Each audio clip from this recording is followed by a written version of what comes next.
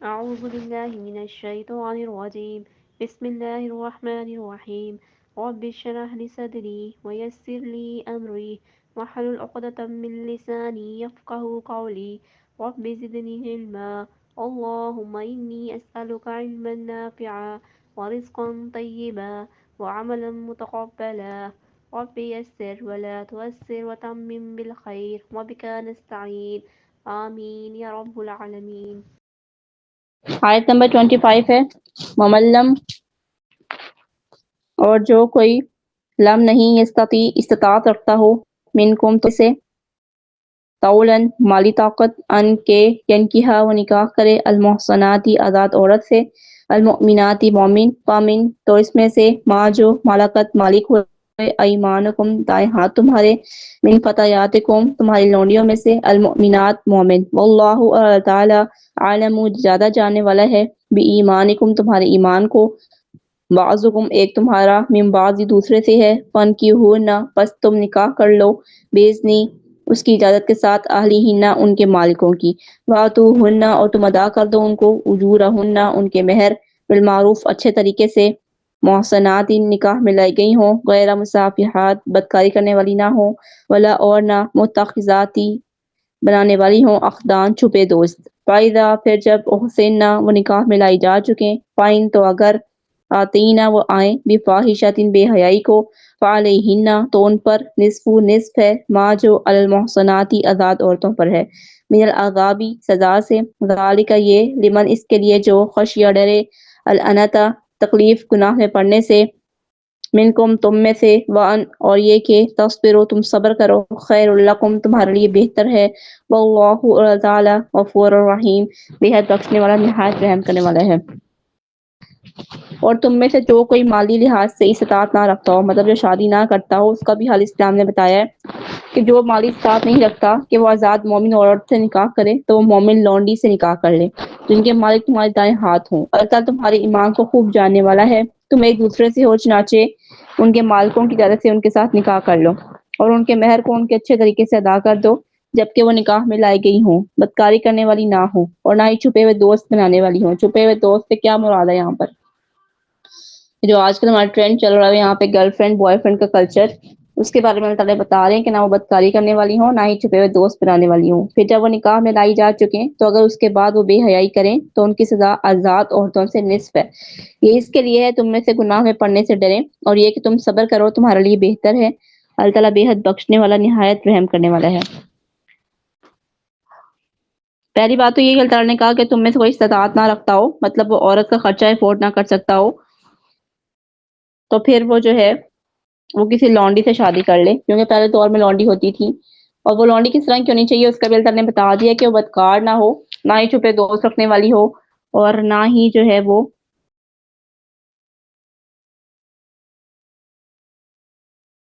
بے حیائی کرنے والی ہوں یہ تین کوالٹیز اس میں نہ ہوں تو پھر کسی مومن سے نکاح لونڈی سے نکاح کر لے لیکن اگر ایسی لونڈی بھی نہیں ملتی تو پھر صبر کرے یہ اس کے لیے زیادہ بہتر ہے خطبہ حجۃ الوداع میں نبی صلی اللہ علیہ وآلہ وسلم نے فرمایا تم سب آدم علیہ السلام کی اولاد ہو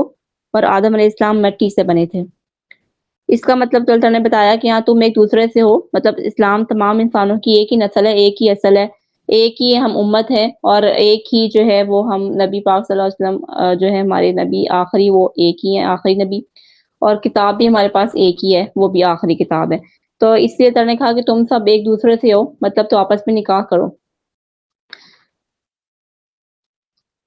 اسلام آزاد عورت سے نکاح کو ترجیح اس لیے دیتا ہے کہ آزادی اسے ادب سکھاتی ہے یہاں پر بات ہو رہی ہے ایک آزاد عورت کی اور ایک غلام عورت کی جو آزاد عورت ہے اس کو اللہ تعالیٰ نے کس طرح سے بیان کیا کہ جو آزاد عورت ہوتی ہے وہ اپنے خاندان کا بھی عزت کا خیال رکھتی ہے اپنی عزت کا خیال رکھتی ہے وہ اپنے گھر کی عزت ہوتی ہے وہ عورت جو پرہیزگار ہوتی ہے وہ عورت جو اپنی چار دیواری کا خیال رکھتی ہے سے مخاطب کی ہے جو بدکاری کرنے والی ہوتی ہیں جو زنا میں ملوث ہوتی ہیں اور جن کا کوئی کلچر نہیں ہوتا جس کو ہم اپنی طرف سے آزاد کہہ رہے ہوتے ہیں جو یورپ کی عورت ہوتی ہے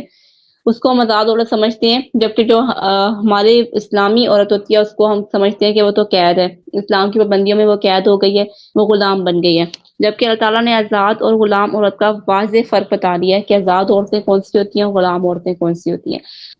تو یہ ہماری صرف سوچ کا فرق ہے، ہمارے کلچر کا فرق ہے کہ ہم کلچرز کو دیکھ کر جو ہے اندازہ لگاتے ہیں، جبکہ اللہ تعالیٰ نے قرآن پاک میں اور اسلام میں یہ چیز بتا دی ہے کہ آزاد عورت سے نکاح کرنے کی کوشش کرو، آزاد عورت سے نکاح زیادہ بہتر ہے لونڈی کی نسبت۔ یہ بھی ہم ابھی پڑھیں گے کہ نبی پاک صلی اللہ علیہ وآلہ وسلم نے یہی فرمایا ہے کہ لونڈی سے نکاح جو ہے وہ ہم ابھی آگے پڑھتے ہیں۔ اس کے بعد اسلام آزاد عورت سے نکاح کو ترجیح اس لیے دیتا ہے کہ آزادی اسے آداب سکھاتی ہے کہ اسے اپنی پاک دامنی کی حفاظت کیسے کرنی ہے۔ غلام عورت کے اندر خودداری نہیں ہوتی، اسے خاندانی شرافت کا احساس نہیں ہوتا۔ یہ فرق ہے غلام عورت اور ایک آزاد عورت میں۔ بہت خوبصورت کانسیپٹ ہے کہ جس کو ہم آزادی سمجھ رہے ہوتے ہیں، جو ہر طرح سے اپنی زندگی گزارے، ہر طرح کی آسائش اس کے پاس ہو، ہر طرح کی اس کے پاس آزادی ہو، جو چاہے مرضی کرے، اسے کوئی پوچھنے والا نہ ہو، وہ جس طرح کے مرضی کاموں میں ملوث ہے، جس طرح کے مرضی کلچر کو اپنا رہی ہے، اور جس مرضی وہ مطلب اپنے رہن سہن کو جو مرضی وہ کر رہی ہے، اس کو اللہ تعالیٰ نے یہاں پر یہی بتایا ہے کہ جو آزاد عورت ہوتی ہے نا، وہ اپنے کیا ہوتا تھا، باہمی رضامندی سے ساتھ رہتا تھا اور باہمی رضامندی سے طلاق ہو جاتی تھی۔ یہ بھی آج کے دور میں اسی طرح ہی ہے، جیسے گرل فرینڈ بوائے فرینڈ کا کلچر ہے کہ اپنی مرضی سے ساتھ رہو اور اپنی مرضی سے چھوڑ دو، اور جب کسی کا دل بھر جائے، جب کسی کا دل چاہے وہ چلا جائے، جب کسی کا دل کرے تو وہ واپس آ جائے۔ تو یہ سارے زمانے جاری سارے طریقے جو ہے نا دوبارہ سے شروع ہو گئے۔ اس کے بعد ایک نکاح ہوتا تھا، نکاح زانیہ۔ اس میں ہوتا تھا کہ جنگ میں جو مال ہاتھ لگتا تھا وہ تقسیم ہوتا تھا، اور عورتوں کو اپنی مرضی سے جس کو چاہتا باندھ دیا جاتا تھا، چاہتا تو بیچ دیا جاتا تھا، چاہتا تو مباشرت کر لیتا تھا۔ مطلب کہ جو جنگ سے عورتیں آتی تھیں، جو مال غنیمت حاصل ہوتا تھا، اب مال غنیمت کا نام دیا جاتا ہے اسلام آنے کے بعد۔ اس سے پہلے صرف سامان کا نام دیا جاتا تھا، اور جنگ میں جو عورتیں آ جاتی تھیں کافروں کی طرف سے آ جاتی تھیں، کیونکہ اسلام تو تھا ہی نہیں، تو سارا ایک ہی مذہب تھا۔ تو جو مخالف پارٹی کی طرف سے جو عورتیں آتی تھیں قید کر کے، یا ان کو اٹھا لیا جاتا تھا ان کے گھروں سے، تو وہ اپنی مرضی سے ان کو بیچ دیتے تھے، اپنی مرضی سے ان سے مباشرت کر لیتے تھے، اپنی مرضی سے ان کو جو ہے وہ تقسیم کر دیتے تھے، جس کو چاہے جو مرضی انسان جس مرضی عورت کو لے لے۔ کوئی پابندی نہیں تھی، کوئی قانون نہیں تھا، کچھ بھی نہیں تھا۔ اس کے بعد نکاح شگرار تھا۔ نکاح شگرار سے یہ ہوتا تھا کہ وٹے سٹے کی شادی ہوتی تھی، تو یہ تو آج بھی ہمارے بھی ہے یہاں پر۔ نکاح استصغاء، اس میں یہ ہوتا تھا کہ اس سے مراد ایک شوہر اپنی بیوی کو دوسرے مرد کے ساتھ بھیج دیتا تھا تاکہ اولاد خوبصورت ہو۔ مطلب کہ اگر مرد کی اولاد، مرد میاں بیوی ہیں، ان کی اولاد نہیں ہو رہی، تو مرد کیا کرتا تھا، اس کے لیے اپنی بیوی کو کسی دوسرے انسان کے پاس بھیج دیتا تھا جو خوبصورت انسان ہو، اور جب اولاد ہو جاتی تھی تو واپس آ جاتی تھی اپنے شوہر کے پاس۔ اس حد تک عورت کہ یہ مقام تھا، عورت کی یہ حیثیت تھی۔ آج وہ عورت کہتی ہے کہ ہم مجھ پہ بہت پابندیاں لگ گئی، اسلام نے مجھے یہ کر دیا، وہ کر دیا، ہم سے بہت مشکل ہے کہ ہم پردہ کریں، بہت مشکل ہے کہ ہم اسلام پہ چلیں، کیونکہ ہمیں زمانے جاہلیت کی عورتوں کے حالات نہیں پتا، ہمیں نہیں پتا کہ انہوں نے کس طرح سروائیو کیا، ہمیں کیا پتا کہ وہ کتنا روتی ہوں گی، ہمیں کیا پتا ان کے دل کی کیا کیفیت تھی۔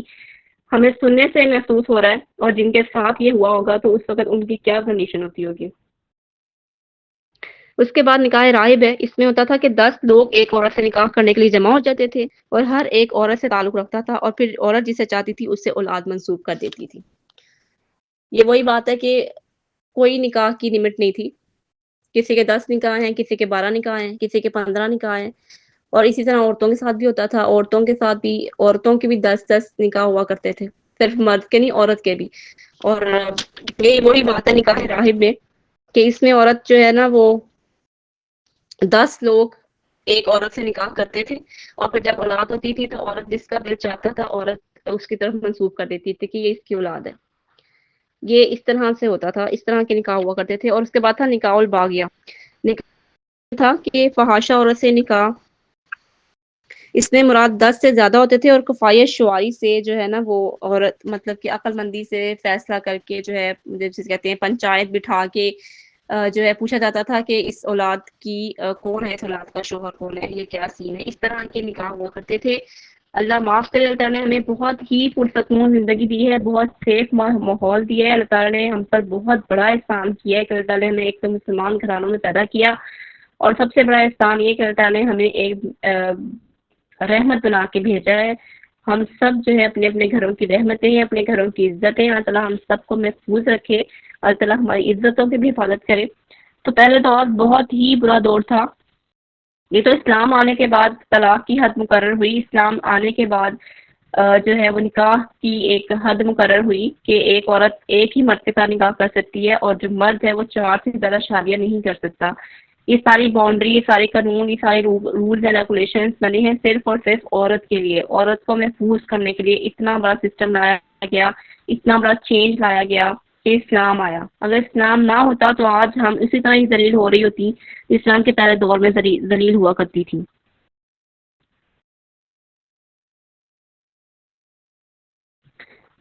اور عورت کو جو طلاق دی جاتی تھی اس کی کوئی وجہ بھی نہیں ہوتی تھی۔ پہلے دور میں جب طلاق ہوتی تھی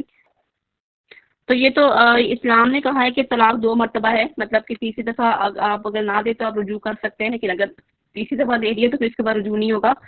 ورنہ پہلے ہوتا تھا کہ طلاق دیتے رہتے تھے 10 دفعہ طلاق دے دی ہے، 5 دفعہ طلاق دے دی ہے، 15 دفعہ طلاق دے دی ہے، اور اس کے بعد رجوع بھی خود ہی کر لینا ہے، مطلب کہ کوئی رجوع کی مدت نہیں، کوئی نکاح طلاق کی مدت نہیں، جب چاہے آپ رجوع کر لیں، جب چاہے آپ طلاق دے دیں، کوئی کسی چیز کا قانون نہیں تھا۔ لیکن آج جو ہے ہمیں بہت مشکل لگ رہا ہوتا ہے، سنتوں پہ عمل کرنا بہت مشکل لگ رہا ہوتا ہے، ہمیں اپنے گھروں میں بہت مشکل، جبکہ یہ بہت سیف ایک ماحول اللہ تعالیٰ نے دیا ہے کہ عورت کی ذمہ داری نہیں بنایا کسی بھی چیز کو، کہ اگر عورت کی ذمہ داری ہوتا بچوں کی پرورش کرنا، بچوں کی وہ نان و نفقے کا انتظام کرنا، بچوں کی ضروریات کو پورا کرنا، اگر عورت کی ذمہ داری ہوتا تو عورت نہ گھر کی رہتی نہ باہر کی رہتی، عورت پیس جاتی۔ اللہ تعالیٰ نے اس کو سیف ماحول دیا ہے، اللہ تعالیٰ نے اس کو ایک گھر دیا ہے، اللہ تعالیٰ نے اس کو اس کا نگہبان اس کے شوہر کو مقرر کیا، اللہ تعالیٰ نے اس کا سہارا ہے وہ اولاد کو بنایا، اللہ تعالیٰ نے ہر طرح سے عورت کو فیسلٹیز دی ہیں۔ اگر وہ اللہ تعالیٰ کے طریقے پہ چلے، اللہ تعالیٰ کی اطاعت کرے، رسول پاک صلی اللہ علیہ وسلم کی اطاعت کرے، تو عورت کے لیے جو ہے نا یہ دنیا جنت بن سکتی ہے۔ اور اللہ تعالیٰ نے اسے ہر طرح سے جو ہے وہ سہولت دی، اس میں بھی کہ اس کو کمانا نہیں پڑتا، اس کو شوہر دن رات تھک کر باہر آتا ہے، محنت کر کے آتا ہے، جبکہ عورت کی ذمہ داری نہیں ہے کہ وہ کما کے لائے، وہ کھلائے، وہ پورا کرے، یا وہ اپنے گھر بار کو چلائے، یہ عورت کی ذمہ داری نہیں اللہ تعالیٰ نے دی۔ اور عورت کا صرف اور صرف ایک کام ہے کہ اپنے بچوں کی پرورش کرے صرف، اور گھر میں رہے۔ کتنی سیفٹی ہے، کتنا سیف ماحول اللہ تعالیٰ نے دیا ہے۔ ورنہ اگر ہم یہی جو بھی میں نے آپ کو باتیں بتائی نکاح کی، تو پہلے بھی نکاح کو نکاح ہی کہا جاتا تھا، لیکن صرف اور صرف عورت کی اس میں ضرورت ہوتی تھی اور کچھ بھی نہیں ہوتا تھا، صرف اور صرف عورتوں کو ذلیل کیا جاتا تھا، اور صرف عورتوں کو جو ہے نا ایک جسے کہتے ہیں کہ عورت کا کچھ بھی عورت کو نہیں سمجھا جاتا تھا، ہر ناپاک چیز عورت کو دی جاتی تھی، اور جب وہ حالت حیض میں ہوتی تھی تو اس کا کمرہ بھی الگ کر دیا جاتا تھا، برتن بھی الگ کر دیے جاتے تھے، اس سے کوئی چیز جو ہے وہ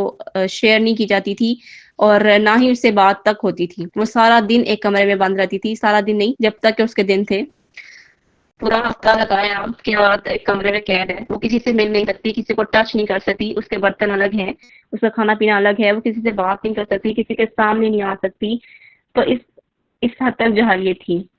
کہ عورتوں کو اس حد تک ناپاک چیز سمجھا جاتا تھا، اور ہر اچھی چیز پر اختیار مردوں کا ہوتا تھا، اور ہر بری چیز جو ہے وہ عورت کے حصے میں آتی تھی، کہ اگر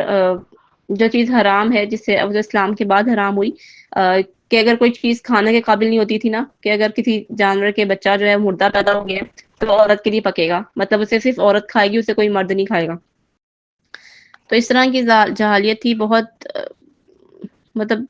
ناقابل بیان جسے آپ کہیں، کہ اس طرح کا سلوک روا رکھا جاتا تھا۔ یہ تو وہ چیزیں ہیں جو بیسک چیزیں ہیں جو بتائی گئی ہیں، اگر ہم اس کی ڈیپتھ میں جائیں تو بہت ہی ظلم و ستم عورت پر رہا ہے، بہت ہی زیادہ۔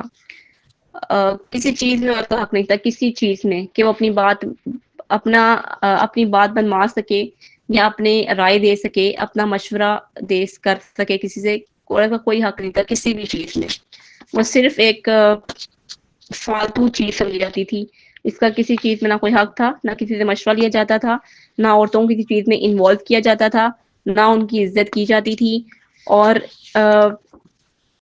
بہت ہی ظلم و ستم تھا، اتنا ظلم و ستم تھا کہ اگر ایک عورت پریگننٹ ہے اور وہ بازار جا رہی ہے تو اس کی جو ہے وہ شرارت کے طور پر یا مذاق کے طور پر اس کے پیٹ میں جو تھا نا وہ کچھ نہ کچھ مار دیا جاتا تھا، یا تو کوئی پتھر مار دیا جاتا تھا، یا پھر اس کے پیٹ میں جو ہے چھڑا گھوم دیا جاتا تھا۔ یہاں تک ہمیں اسلام نے باتیں بتائی ہیں کہ یہ عورت کی حیثیت تھی، اور آج وہی عورت پھر اسی طرح سے اپنے اسی دور میں واپس جا رہی ہے، جب وہ اپنا سب کچھ جو ہے وہ جب وہ اپنا کچھ نہیں چھپاتی، جب وہ پردہ نہیں کرتی، تو پھر آج وہی والے واقعات ہیں کہ ہر چیز کا فنکشن، ہر چیز کو سیلیبریٹ کرنا، اور اس طرح کی رسم و رواج سے بھی دور رہنا چاہیے۔ اللہ تعالیٰ ہم سب کو عقل و شعور دے، توفیق دے، اللہ تعالیٰ ہمیں اس سے بچائے کہ ہم کس طرف جا رہے ہیں، ہم اسی زمانے جاہلیت کی طرف چل پڑے ہیں جس سے اللہ تعالیٰ نے ہمیں نکالا ہے، جس سے اللہ تعالیٰ نے ہمیں ایک سیفٹی ماحول دیا ہے، جس سے اللہ تعالیٰ نے ہمیں جو ہے محفوظ رکھا، لیکن اس کے باوجود ہمیں اللہ تعالیٰ کا دین پسند نہیں آتا، ہمیں اسلام پسند نہیں آتا، ہمیں اس پہ چلنا بہت مشکل لگ رہا ہوتا ہے، اور ہمیں لگتا ہے کہ ہماری پابندیاں ہیں، جبکہ یہ ہمارے لیے رولز بنے ہیں، ورنہ جس طرح سے ہمیں رولا جاتا۔ اور آج کل یہ جو نکاح ہے، میں نے صرف یہ زمانے جاہلیت میں بھی ہیں، اور آج کل اس طرح کے نکاح انڈیا میں بھی ابھی بھی ہیں، جہاں پہ کافر مذہب ہے، جہاں پر یورپ یہودی وغیرہ ہے، وہ اس طرح کے نکاح میں ابھی بھی ملوث ہیں، وہاں ابھی بھی نکاح نہیں کیا جاتا، وہاں ابھی بھی نکاح کے بغیر ہی زندگیاں گزاری جاتی ہیں۔ اور یورپ کی جو ریسرچ ہوئی ہے کہ 1 ملین جو لوگ ہیں وہ نکاح کے بغیر رہتے ہیں، مطلب کہ کوئی مطلب کسی قسم کی ذمہ داری لینے سے نا وہ گریز کرتے ہیں وہاں کے مرد۔ تو یہ مرد کی ذمہ داری اللہ تعالیٰ نے اس کو سونپی ہے، اور اللہ تعالیٰ نے اس کو کفیل بنایا ہے عورت کا، کہ اگر کل کو عورت بڑھاپے میں جاتی ہے تو اس کا شوہر اس کے کام آئے، اس کی اولاد اس کے کام آئے۔ لیکن اگر آج یورپ کی عورت سے آپ پوچھیں کہ وہ کما بھی خود رہی ہے، اگر وہ بیمار ہوتی ہے اس کے پاس گھر میں کوئی نہیں ہوتا، بے شک اس کو پوری آزادی ہے، جس کو ہم آزادی کا نام دیتے ہیں نا، بیسیکلی وہ آزادی نہیں، وہ ڈپریشن کی ایک شکل ہوتی ہے، کہ ایک عورت کا اپنا گھر ہے، وہ کما کے لاتی ہے، پھر آ کے اپنے گھر میں رہتی دیکھتی ہے، پھر اپنا بل بھی خود ہی پے کرتی ہے، اپنے اخراجات بھی خود ہی اٹھاتی ہے، اس کے باوجود بھی عورت کا اینڈ کچھ بھی نہیں ہے، زیرو ہے۔ اور جب وہ بیمار ہوتی ہے کوئی اس کے پاس نہیں ہوتا، جب وہ بیمار ہوتی ہے، جب وہ بڑھاپے میں جاتی ہے، کوئی اس کا سہارا نہیں بنتا، کیونکہ نہ اس کا شوہر ہوتا ہے، نہ اس کی اولاد ہوتی ہے۔ تو نکاح میں اللہ تعالیٰ نے بہت برکت رکھی ہے، اور نکاح سنت بھی اس لیے کہا گیا ہے کہ یہ سنت ہے، کیونکہ اس کے بغیر سکون نہیں ہے انسان کی زندگی میں، اور نہ ہی جو ہے نا انسان اس سنت سے منہ موڑ سکتا ہے۔ اور اسی کے بارے میں رسول پاک صلی اللہ علیہ وآلہ وسلم نے فرمایا کہ جس نے میری سنت سے منہ موڑا وہ میرے سے نہیں ہے۔ جو لوگ جان بوجھ کے نکاح نہیں کرتے اور نہ کرواتے ہیں، تو ان کے بارے میں بھی یہ وعید ہے کہ جس نے میری سنت سے منہ موڑا وہ میرے سے نہیں ہے۔ تو اللہ تعالیٰ ہم سب کو اپنا مقام پہچاننے کی توفیق عطا فرمائے۔ اللہ تعالیٰ نے ہمیں کیوں عورت بنایا ہے، اللہ تعالیٰ نے ہمیں کتنی عزت دی ہے، اللہ تعالیٰ نے ہمیں کتنے محافظ دیے ہیں، بیٹے کی شکل میں، باپ کی شکل میں، بھائی کی شکل میں، اور شوہر کی شکل میں۔ اللہ تعالیٰ نے 4 محافظوں سے نوازا ہے، جبکہ پہلے عورت کا کوئی محافظ نہیں ہوتا تھا، عورت بے یار و مددگار تھی، صرف ظلم کی تصویر تھی، اور صرف ایک رول جانے والی جو تھی وہ مخلوق تھی، اس کو جو ہے وہ جسے کہا جاتا ہے کہ جوتے کی نوک پہ رکھا جاتا تھا، اس کی یہ حیثیت تھی۔ اسلام آیا ہے تو اس کا رتبہ بڑا ہے، اسلام آیا ہے تو اس نے عورت کو ایک مقام دیا ہے۔ تو اللہ تعالیٰ ہمیں توفیق دے کہ ہم اس مقام کو سنبھال کے رکھیں، آمین۔ اللہ تعالیٰ ہمیں جس مقصد کے لیے اللہ تعالیٰ نے ہمیں پیدا کیا ہے، اللہ تعالیٰ ہمیں اس مقصد میں لگائے رکھے، اور اللہ تعالیٰ سے دعا ہے کہ اللہ تعالیٰ ہم سب کی حفاظت کرے، اللہ تعالیٰ ہماری عزتوں کی حفاظت کرے، اللہ تعالیٰ ہمیں وہی مقام اور عزت دے جو اللہ تعالیٰ نے ہمارے لیے اسلام میں منتخب کی ہے۔ تو اللہ تعالیٰ ہم سب کو جو ہے وہ نیکی کی توفیق دے، اللہ تعالیٰ ہمیں دین پر چلنے والیاں بنائے، اللہ تعالیٰ ہمیں متقی اور پرہیزگار بنائے، اللہ تعالیٰ ہمیں جو ہے وہ مومنات میں سے کر دے، آمین۔ اللہ تعالیٰ ہمیں حیا والی، ایمان والی اور تقوی والی زندگی نصیب کرے، اور ہم سب کو جو ہے وہ پردے کی توفیق دے، کیونکہ جو حضور پاک صلی اللہ علیہ وآلہ وسلم کا ارشاد ہے کہ جو عورت پردہ کرتی ہے، کہ عورت کا پردہ کرنا شہید کے خون سے بھی زیادہ افضل ہے۔ تو کتنی زیادہ فضیلت ہے، ہم نے شہید کے بارے میں پڑھا تھا کہ شہید کا کتنا رتبہ ہے، تو اس سے بڑا رتبہ حضور پاک صلی اللہ علیہ وسلم نے کہا ہے کہ اس عورت کا جو پردہ کرتی ہے۔ تو پردہ کرنا چاہیے، کیونکہ ہمیں نہیں پتا کہ جب ہم باہر نکلتے ہیں ہمارے پر کس کس طرح کی جو ہے وہ نظر پڑ رہی ہے، کس کس طرح کے لوگ ہمیں دیکھ رہے ہیں، ان کی کیا نیت ہے، تو ان کا وبال ہمارے پر ہے کہ ہم نے پردہ نہیں کیا، ہمیں پردہ کرنا چاہیے تھا۔ کیونکہ اگر عورت جو ہے جب وہ نکلتی ہے تو وہ جو ہے وہ دوسروں کے لیے کشش کا باعث بنتی ہے، اور دوسروں کے جو ہے نا نفس کی خواہشات اس سے بڑھتی ہیں۔ تو یہ چیزیں اس لیے اللہ تعالیٰ نے جو ہے عورت کو حکم دیا کہ وہ پردہ کرے، تاکہ کسی کا ذہن اس کو دیکھ کے خراب نہ ہو، کسی کی نیت اس کو دیکھ کے خراب نہ ہو، کسی کا ایمان اس کو دیکھ کے خراب نہ ہو۔ تو اللہ تعالیٰ ہم سب کی حفاظت کرے، اور اللہ تعالیٰ ہمیں جو ہے وہ